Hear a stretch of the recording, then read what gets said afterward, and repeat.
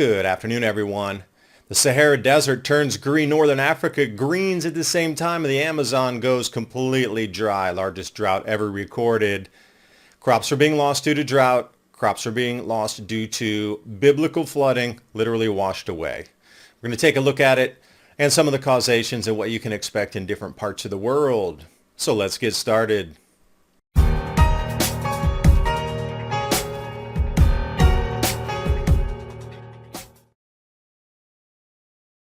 And if you haven't been following the news, well, there's a huge amount of eyeballs right now on the Sahara Desert turning green. And they're wondering, why is it turning green? Why is the precipitation or the rainfall changed? I myself am looking more at long duration cycles on the 4,000 to 6,000 year period. Doesn't include automobile usage or air travel, so square peg, round hole on that one. Speaking of unusual shapes, the bottom of the Amazon River here, apparently largest drought ever recorded.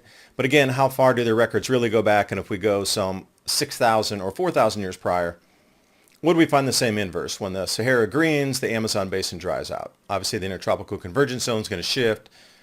So if we look at the last maximum glacial, 18,000 years before present, or 16,000 BC, if you want to term it that way, the desert was even larger and wider than it is now, with a few pockets and islands of, well, would have been oasis, those three right there.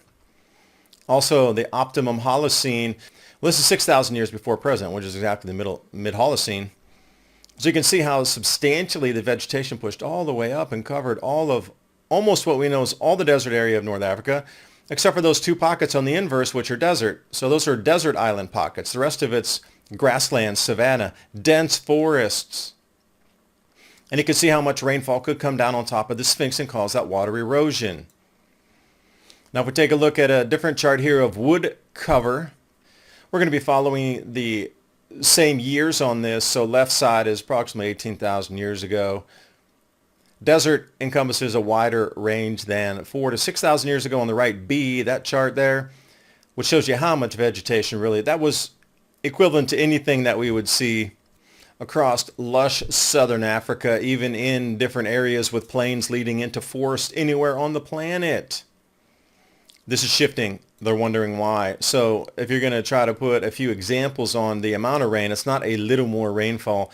Libya floods, intense rains. Their roads are being washed out just like they are in North Carolina, these incredible floods. And when I say that, we'll jump over to Morocco.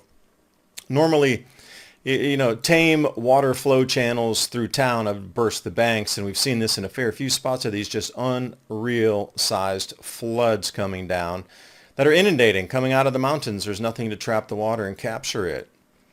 Now over to Zambia, electricity in short supply because they don't have enough hydroelectric. There's not enough water infilling into the reservoir to actually run through the generators, and then they're at, well, I wouldn't say zero power, but very, very limited rationing, planned brownouts.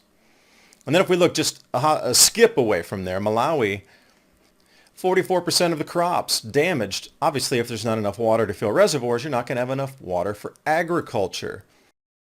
Bank of America said, do what central banks are doing, buy gold. Gold is up 20% in 2024. The tech-heavy AI-driven NASDAQ, only 17%. Reports coming out of a Samsung solid-state battery breakthrough sent silver skyrocketing. JP Morgan forecasts silver to surpass $36 an ounce in 2025.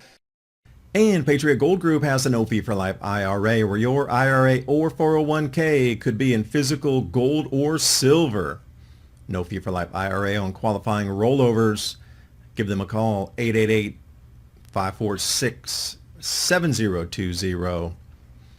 And now on with the video. And South Africa also looking at maize, corn, to shrink under 13 million tons because, again, they don't have the water. There's a massive drought going on in South and Southern Africa, but it's becoming much more wet and inundated tropical in the northern part of Africa. Also, staying on the ag side here, Côte d'Ivoire is going to increase cocoa prices 23%. And that is just going to add on top of how much per ton it will drive the price. And interestingly, Moscow Exchange is now trading cocoa futures in rubles. And they've begun to trade tangerines with other nations. So there's this swap of agricultural commodities going on in addition to listing these different exchanges around the world priced differently, and the ruble will be backed by gold. Beautiful image here coming out of Holland. And you knew all of the incredible amounts of fights going on with the Dutch farmers and the confiscation of lands or forced selling. Everywhere you look, there's some apparent purposeful destruction of the food supply globally.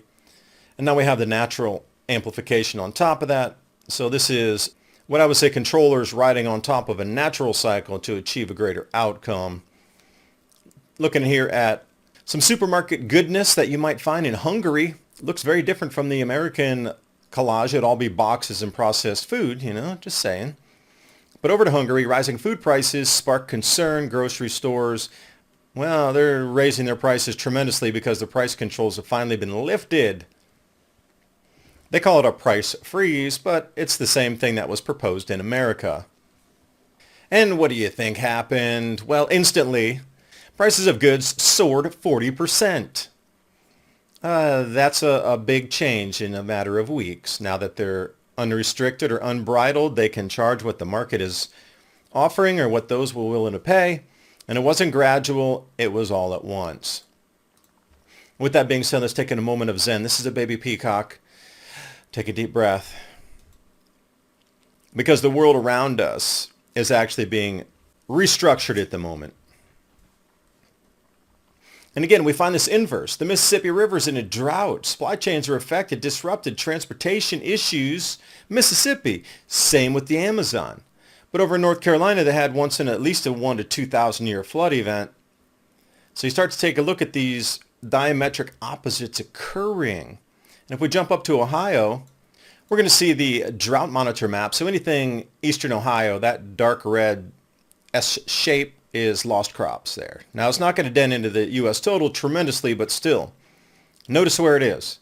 Follow the S-curve. And have I heard somewhere in Ohio that got damaged also in a previous event? Yes, East Palestine. Right at the edge there. That's a double whammy. It's a 1-2 punch for that area. And looking here at Ukraine, drought as well, and they barely have anybody over there to plant, so I don't know how much the field harvest data is reliable. No machinery. Roads are not accessible. Almost fences are down. Irrigation's gone. There's very few people there to even plant or harvest anything. So without a doubt that this is pretty much going to very close to zero. But if we look at lentils, for example, in terms of a world basis, up. This is the crop that has yielded the most this year, along with soybeans. Lentils and soy are the greatest gains this year. Put it in perspective, rye down, and these numbers again are sketchy at best because they're including the Ukrainian production inside here in the EU, which makes no sense. Why would it not just be Ukraine by itself, but somehow gets lumped in there? So these numbers are, take it with a grain of salt, because as we come into harvest season, when there's nobody to harvest or machines to harvest, then what is the question? So we got the Brazilian Amazon drought, and here you go. This is the bottom of the Amazon as we see it. Worst drought on record, but again, records only go back to conquistadors, and that's barely 500 years. So what about the last 2,000 years? And we find the same thing. Ecuador, drought, power cuts, just like Zambia was doing. If you can't run your hydroelectric dams, you're not going to have enough water for agriculture either. And check out this scene. Rolling blackouts, capital city, day after day. And then eventually there's going to be another quadrant that's going to have to go dark. Oh, wait, that's already happening. See, the lower the water goes, the less reliable electricity you have. Now, how scary is this place going to be at night? And if we take a look around the blogosphere, all the incredible images of those who live on floating homes that are now on dry dock. And I would wonder how they feel about it too, and how the biting insects might be lessened, but there's less fish. And you look at full communities that actually these float. They're out in the stream flow of a tributary coming off some of these larger estuaries, water bodies, and full-on rivers.